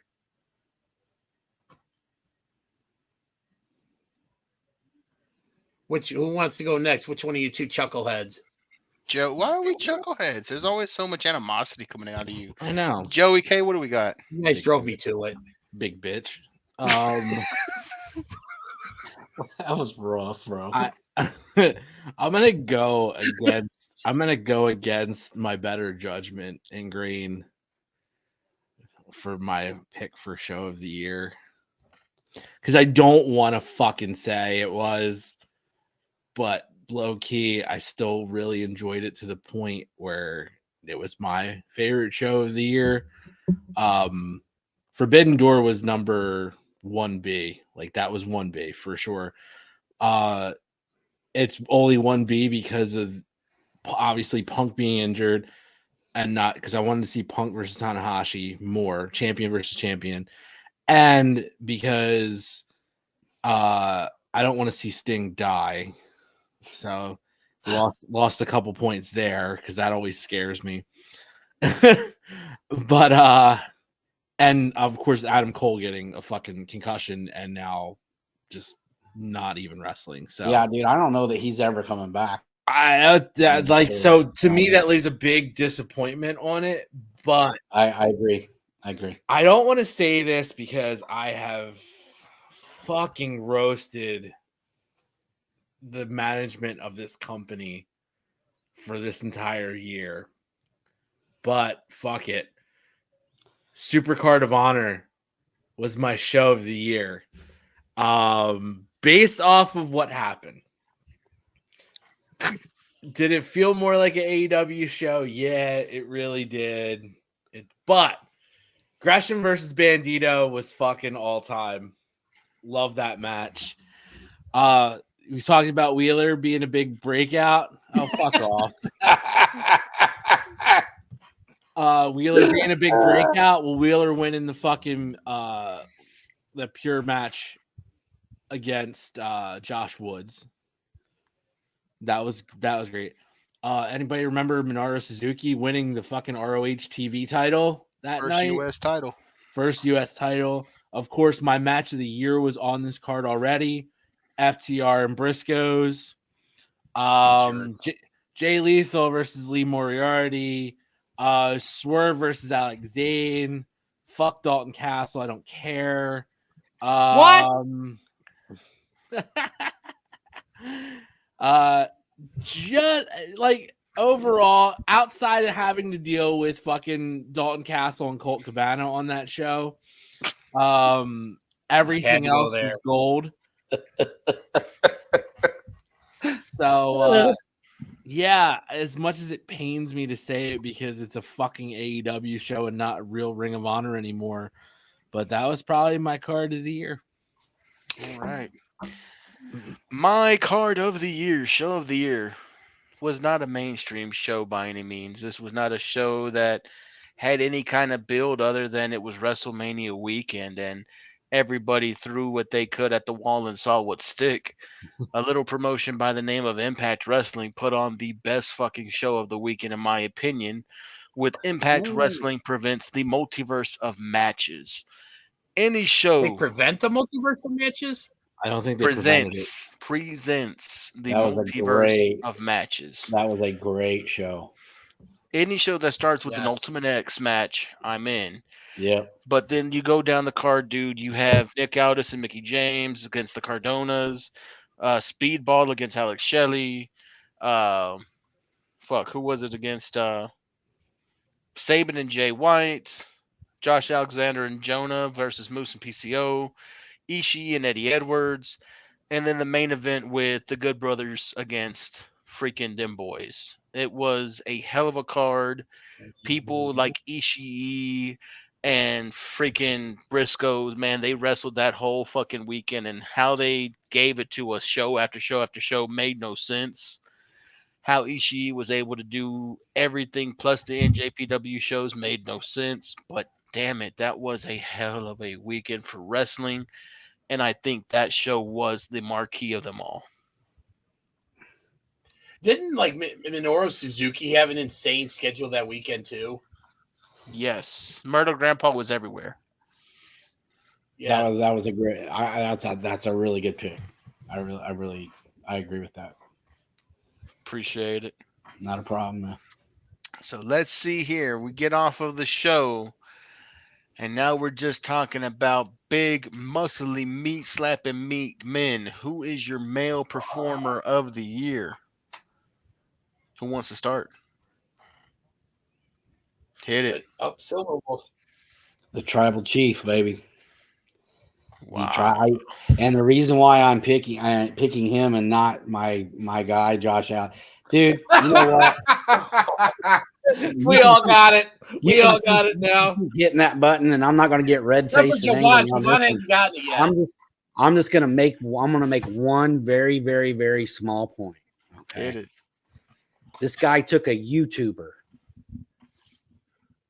and made him look so good that ESPN's dumb fuck asses who don't know shit about professional wrestling nominated him as Logan Paul as Rookie of the Year. Okay. Wow. Roman Reigns doesn't he has moved past superstar status. He is now an attraction. Wow. He is up there with The Undertaker. He is up there with Andre in the sense that when he shows up, he don't even have to work. He can just sit in the locker room, him and Paul Heyman, and hang out, and ratings go up. He's the guy that when you go, hey, I'm going to go to the WWE show. Oh, yeah? Who's going to be there? Sheamus. Oh, well, who's Sheamus wrestling? I'm going to go to the WWE show. Who's going to be there? Roman Reigns. Oh, okay, I'm going. Doesn't matter who he works with. People are showing up. Yep. Yes, it's the easy answer, but it's also the only answer. The guy I think differ with that. The guy is hands down having quality matches. The promo, every time he walks to the ring, everybody is involved and everybody is listening. The Bloodline. You know, I said earlier this year the reason I started watching WWE again was because of the Bloodline. Thank you. Like there was not much reason for me to watch it, and we waited years for Roman to break out on the microphone, and this is the year he did it as this mega heel. And I mean, the story really helps a lot. I'm not gonna lie. I mean, what they have written for his story for this year with the Bloodline has helped. Right. But there's no flaw in that fucking logic. He's the fucking male performer of the year on that. He's so big that Sami Zayn is over. He's so big that Sami Zayn is making merch money. All right, so Sami Zayn ain't made merch money in his life until this year. Yeah. All right, Jovan, you know what? Let's hear yours. You've been flashing out that mark. I'm going. I got to hear what he's got to say. I don't want to shit all over it if it's no good.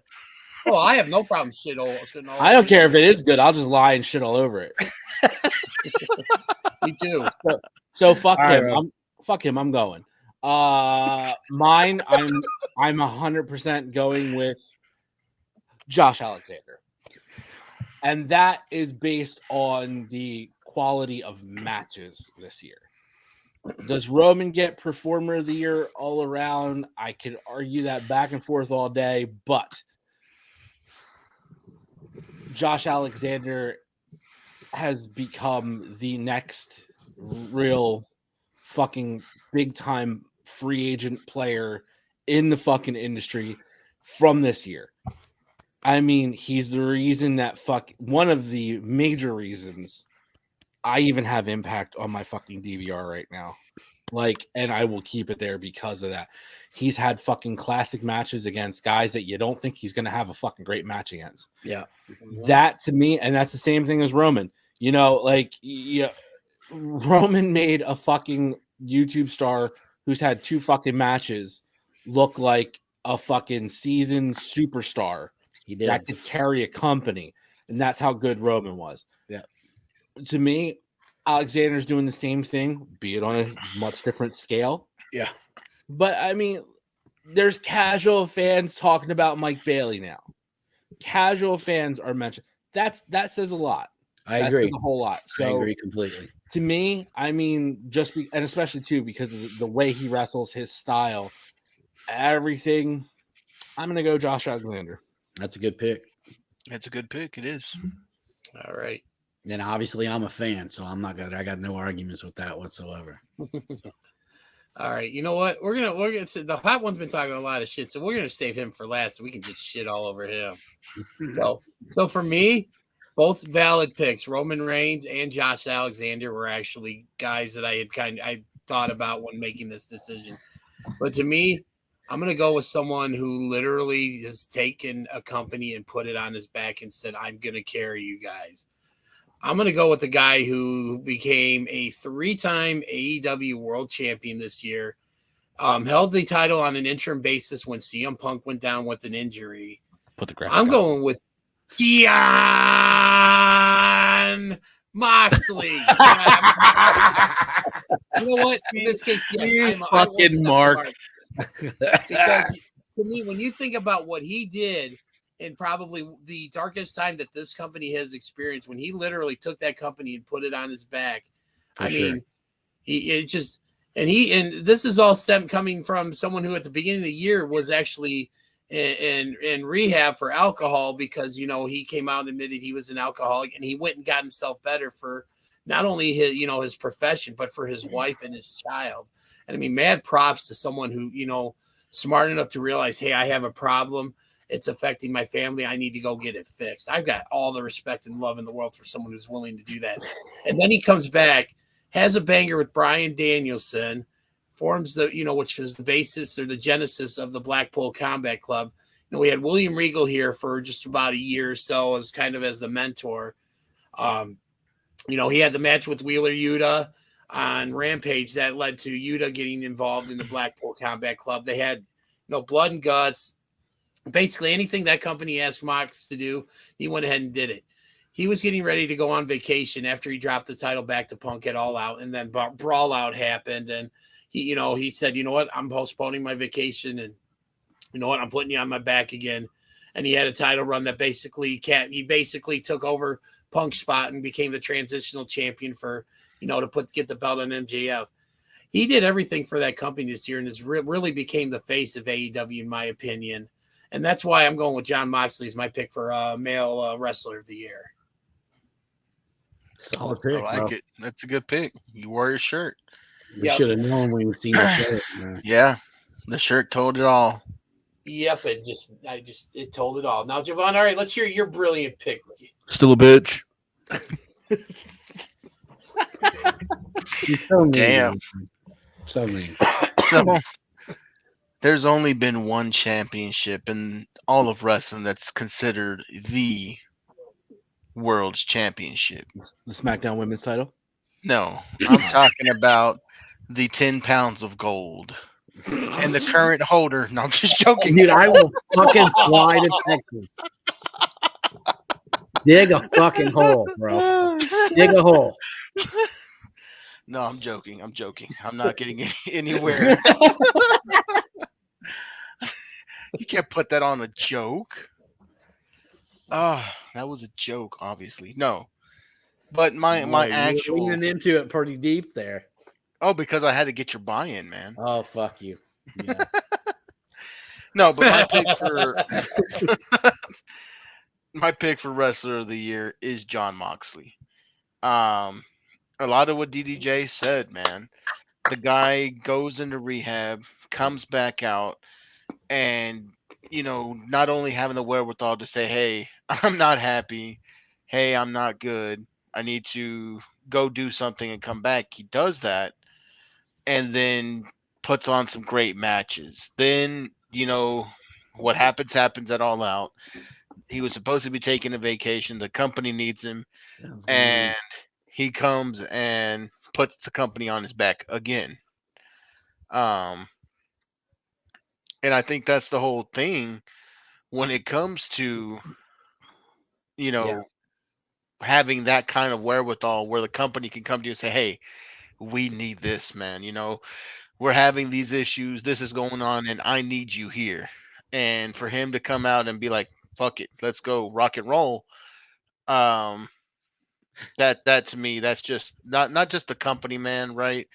But I think that makes you top of the year in your craft because you were leaned on so much in a time when your show needed it.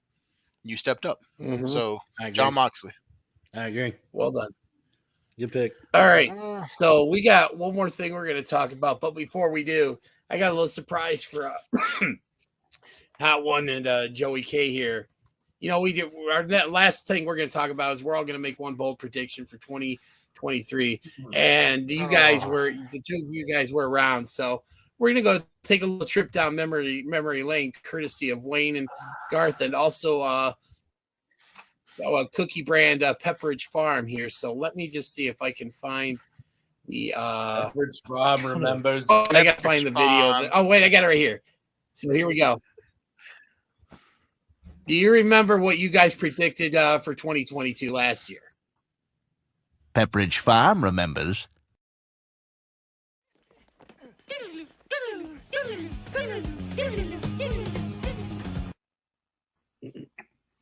The man known as Kazuchika Okada will be in AEW. Survey says hot prediction for 2022. We are going to finally see the Elite versus the Bullet Club in AEW. Survey says at some point during 2022, MJF will win the AEW World Heavyweight Championship. Woohoo! Hot take. Survey says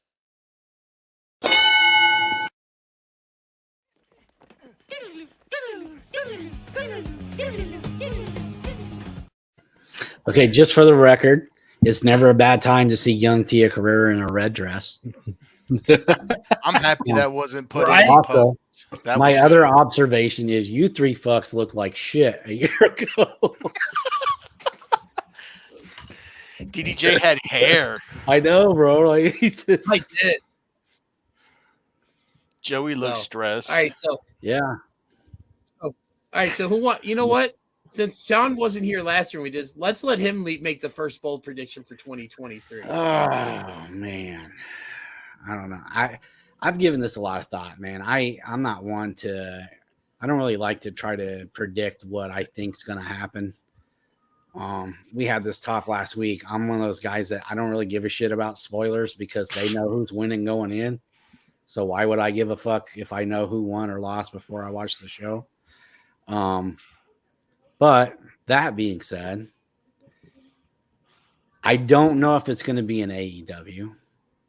I don't know if it's going to be in WWE, but I do know that at some point in the coming year, the Second City Saint is going to show up somewhere. Ooh, I that was kind of I long believe, I actually believe, I feel very strongly that somehow, some way, Punk and the three infants that are currently wrestling on AEW TV in a seven match bullshit whatever deal that they're doing are going to find a way to turn this and make money with it.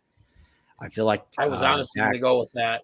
I feel like FTR and Dax is doing their best to kind of be the middleman in this. I would love to see Punk and FTR kick the living shit out of those 3 fucking prima donnas. I would enjoy that very, very much. I just feel like that's going to happen. And I think this is going to be a huge, huge year for one Mercedes Varnado. I really believe that she's going to go to New Japan and possibly end up in AEW. And she is going to build herself back up to the point that when the time comes, WWE is going to be falling all over themselves to throw her what she wants.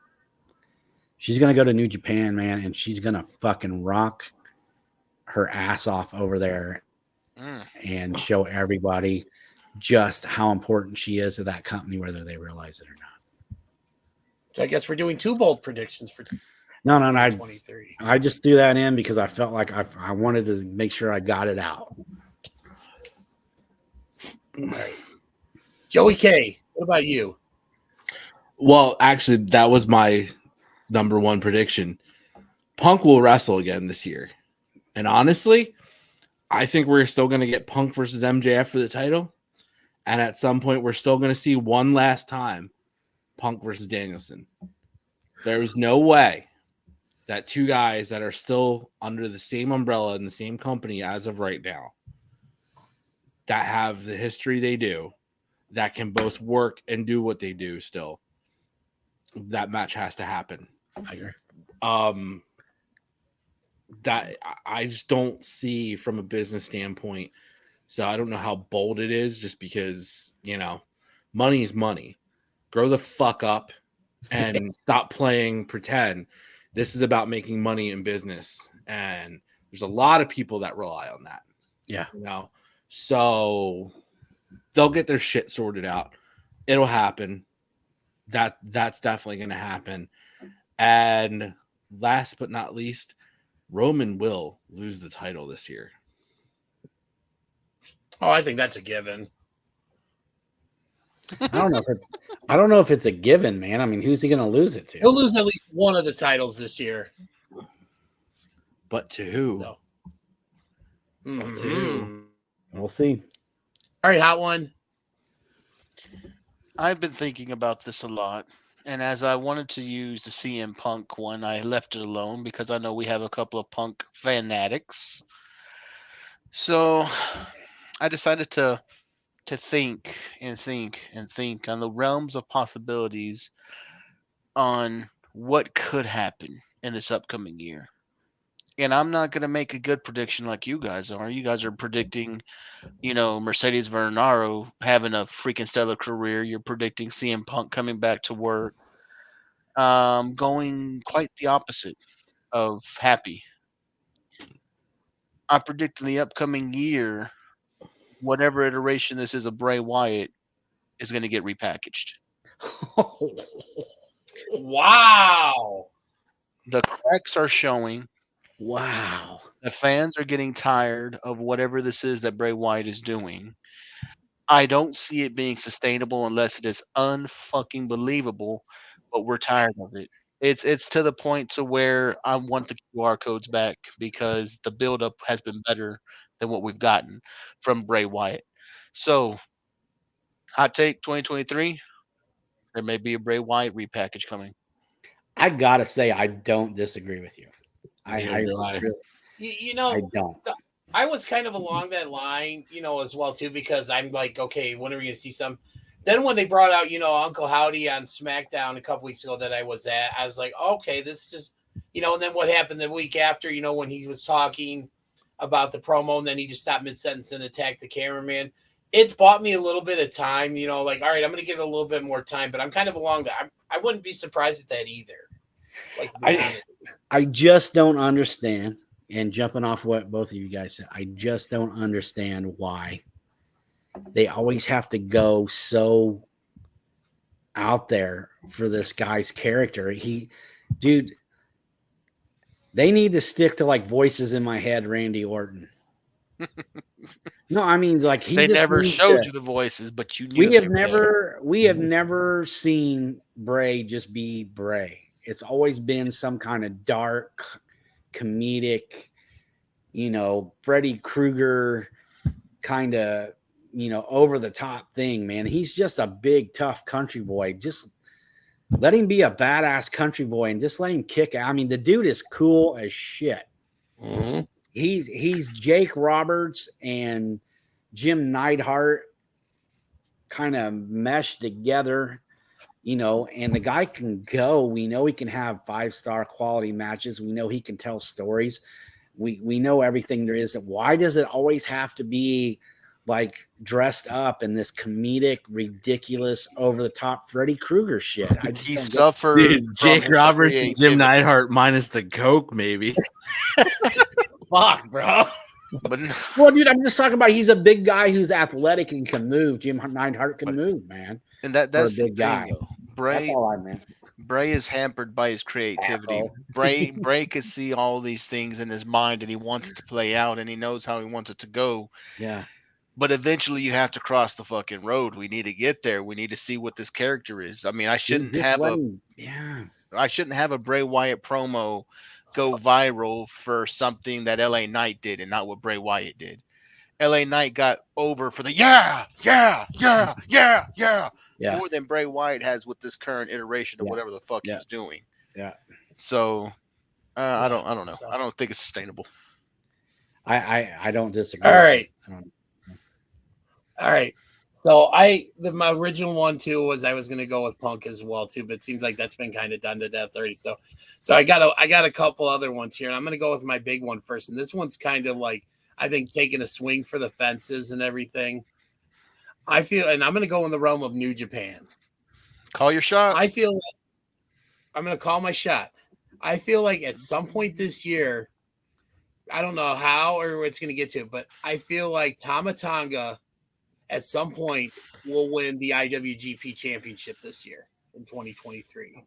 I'd cream my pants. I would as well. Well, I mean, he's the leader of the Bullet Club, right? No, he got kicked out of Bullet Club. Did he get kicked out? Yeah, OG. He's the OG. Yeah, he's going to be starting out the year challenging Carl Anderson for the Never Openweight Championship. But I just feel like at some point this year, because I think it was kind of teased last year because he had some gut runs with Jay White and stuff. I feel like at some point this year he is going to be the IWGP Heavyweight Champion. I like that a lot. I hope it. My other one, and I almost thought about leading off with this. I think, and this is, I'm just going to throw this out there. This isn't my official one. This is just just my 1B, I guess. Eddie Kingston will be the one to dethrone MJF as AEW champion this year. Wow. You fucking snorting honky tonk man's coke, bro. What are you doing? Talking about right off the back of the guitar, too, man. Off the neck, dude. Off of the neck of that guitar. Dude, that's a fucking gagger right off. That's a big sweet. No, I honestly, I mean, Eddie's hot. I mean, anytime Eddie's out there, the problem he looks like Eddie, the problem with Eddie is Eddie. Yeah. Any push. But no, my official one is that Tama Tonga will be the IWGP Heavyweight Champion at some point in 2020. I know, but the one we're going to remember is the Eddie Kingston meeting. Look. I can see it happening, though. Whoever did that time, that wasn't me. That wasn't me. That was me. I love Eddie Kingston more than anybody, man. I'm telling you. Man, yeah. Dude, Eddie Kingston's cool as hell. I'd like to see him get a belt. I'd like to see him get a chance to run and see what he can do, man. I mean, he's never ever been given that opportunity. Yeah. But that's on him too. I mean, that's on him. So. But since everybody threw a 1B in there, I want to get a 1B. No, you don't get a 1B, man. The Dallas Cowboys are not winning the Super Bowl this year. You have 90 seconds. Go. I have 90 seconds. Okay, great. My 1B is Sami Zayn and Kevin Owens will be your next tag team champions. Ooh. That's actually not far-fetched at all. Nah, I can see that happening. The disintegration of the bloodline, tag team champs drop them belts. Then we get to Roman dropping one like Joey K said. It's coming. All right. Final thoughts. You want to make them quick, or are we just done for the night, gentlemen? It's 2 hours. Yeah, we're hitting a 2 hour mark. Let's wrap this shit up. All right. Well, thank you all. Straight to the end. You Yes. went straight to the end. Fantastic. You're Thank not you going to do all. the. What? You're not going to do Spit it the out, dude. the guys in catering and the women in wardrobe and all that stuff. Yeah, man. I'm trying to get it out.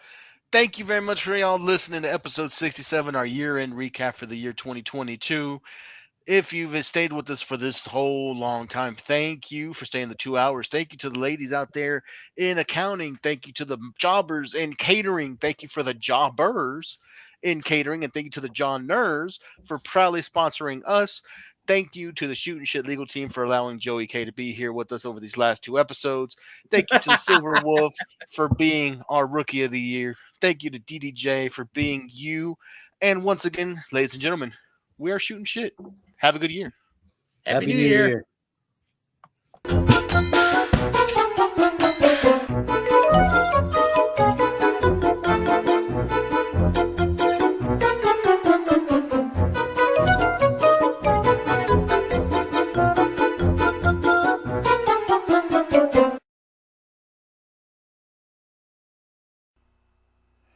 Do not forget to hit the like and subscribe button. Follow the show on Twitter at SHOOTINSHT, and thanks for listening.